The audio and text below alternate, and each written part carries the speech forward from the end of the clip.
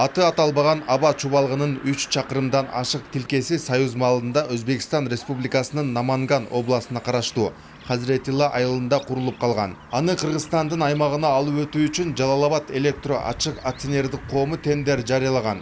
Тендерге катышкан компаниялардын арасынан Бишкек электро жоопкерчилиги чектелген жабык акционердик коому утуп алган. Учурда Аксы районуна караштуу Коштөбө айылында иш жүргүзүп жатышат.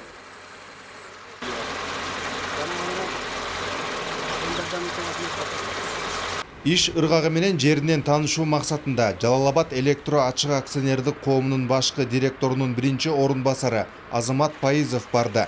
Анын айтымында жалпысынан 16 даана анкердик темир мамынчалар, 26 даана СК-22 үлгүсүндөгү электр мамынчалар коюлуп, 5 чакырым аба чубалгысы тартылат.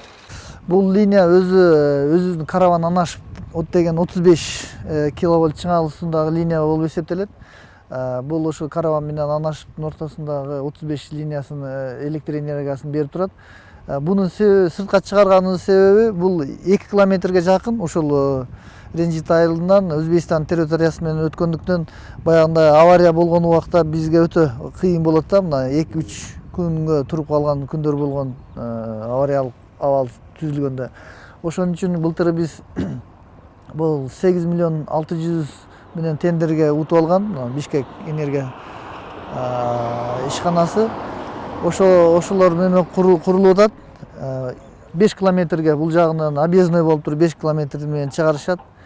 Ушуну бүтүп алса биз Өзбекстандан көз карандыбыздан чыгабыз да.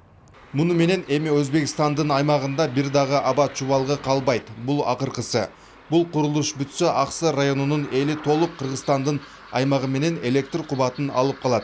Учурда куруучулар иштин сапаты үчүн болгон аракеттерди көрүшүүдө.